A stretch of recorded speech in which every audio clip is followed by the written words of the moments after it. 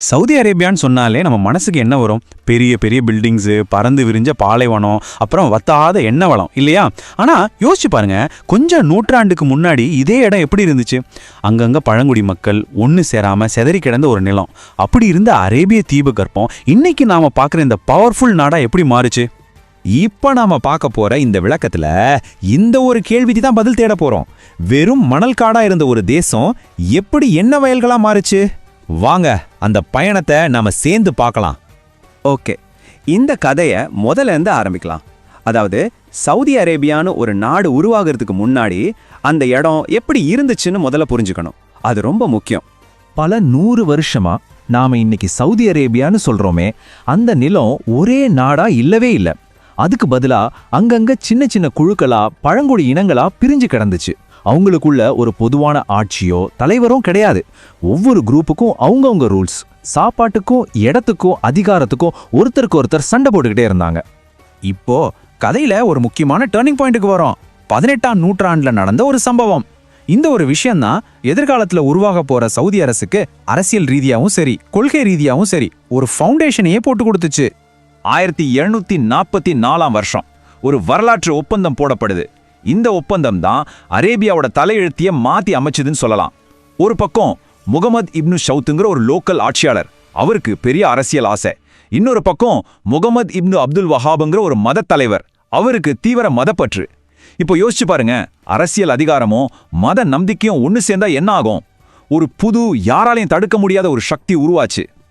இந்த புதுசா உருவான சக்திக்கு ஐடியாலஜிக்கல் சப்போர்ட், அதாவது கொள்கை ரீதியான பலம் கொடுத்தது தான் வஹாபிசம். சிம்பிளா சொல்லணும்னா, ஆரம்ப காலத்துல இஸ்லாம் எப்படி இருந்துச்சோ அதே மாதிரி தூய்மையா அதை கடைபிடிக்கணுங்கிறது தான் இந்த இயக்கத்தோட நோக்கம். ஆனா இது வெறும் மத கொள்கையா மட்டும் நிக்கல, மக்களை ஒரு பொதுவான குறிக்கோளுக்காக ஒன்று சேர்க்கறதுக்கும் போர்களில் ஜெயிக்கிறதுக்கு ஒரு தார்மீக காரணத்தை கொடுக்கறதுக்கும் இது ஒரு பவர்ஃபுல் டூலா மாறுச்சு. இதோட தாக்கம் இன்னைக்கும் சவுதி அரேபியாவோட சமூகம், சட்டம் எல்லாத்துலயும் ரொம்ப ஆழமா இருக்கு. சரி, இப்போ இந்த கதையோட ஹீரோ என்ட்ரிக்கு வருவோம்.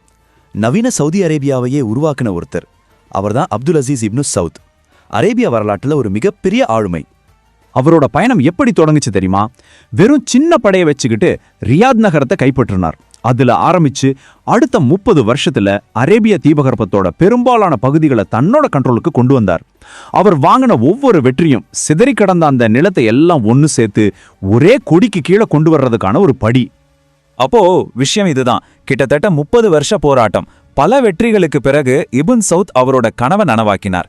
செப்டம்பர் 23, 1932 அன்னைக்கு தான் சவுதி அரேபிய இராச்சியம் அப்படின்னு ஒரு புது ஒன்றுபட்ட நாடு உலக வரைபடத்துல அதிகாரப்பூர்வமா உருவாச்சு.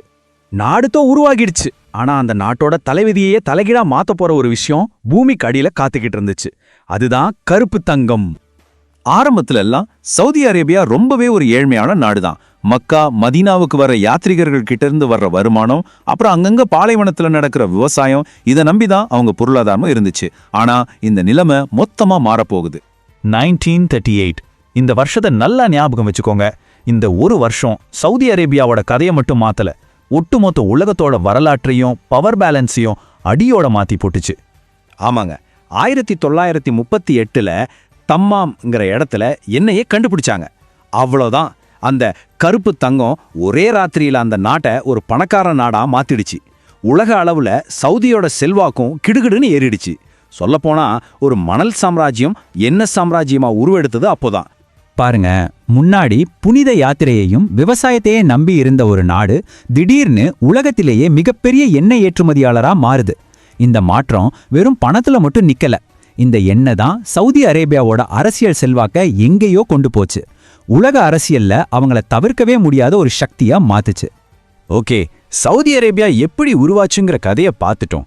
இப்ப ஒரு நவீன நாடா அது சந்திச்ச சில முக்கியமான சவால்கள் என்ன, அதிலிருந்து எப்படி மாறி வந்திருக்குன்னு சுருக்கமா பார்க்கலாம். என்ன வந்தது, பவர் கொடுத்தது சரிதான், ஆனா அது கூடவே புது புது சவால்களும் வந்துச்சு. உதாரணத்துக்கு 1973 நடந்த எண்ணெய் தடை எடுத்துக்கோங்க. சவுதி அரேபியா தன்னோட எண்ணெய் வளத்தை ஒரு அரசியல் ஆயுதமா பயன்படுத்தி உலகத்தையே அதிர வச்சது. அப்புறம் 1979 மெக்கா மசூதியில நடந்த ஒரு தாக்குதல் நாட்டோட உள்நாட்டு பாதுகாப்பையே கேள்விக்குள்ளாக்கிடுச்சு. இதனால சமூக கட்டுப்பாடுகள் இன்னும் அதிகமாச்சு. 1991 வளைகுடா போர் அவங்களோட வெளியுறவு கொள்கையே மாத்தி போட்டுச்சு. இப்போ அதாவது இன்னைக்கு வெறும் எண்ணெயை மட்டும் நம்பி இருக்க முடியாதுன்னு புரிஞ்சுக்கிட்டு பொருளாதாரம் சமூகம்னு பல விஷயங்கள்ல பெரிய பெரிய மாற்றங்களை நோக்கி போயிட்டு இருக்காங்க. ஆக சிதறி கிடந்த ஒரு நிலப்பரப்பு ஒரு பவர்ஃபுல் எண்ணெய் சாம்ராஜ்யமா மாறின கதை தான் இது. ஆனா அவங்களோட பயணம் இன்னும் முடியல. ஒரு பக்கம் பழங்கால பாரம்பரியம், இன்னொரு பக்கம் நவீன காலத்து லட்சியங்கள். இந்த ரெண்டையும் பேலன்ஸ் பண்ணி போற இந்த நாட்டோட அடுத்த கட்டம் என்னவா இருக்கும்? இதுதான் இப்போ நம்ம முன்னாடி இருக்கிற $1 மில்லியன் கேள்வி.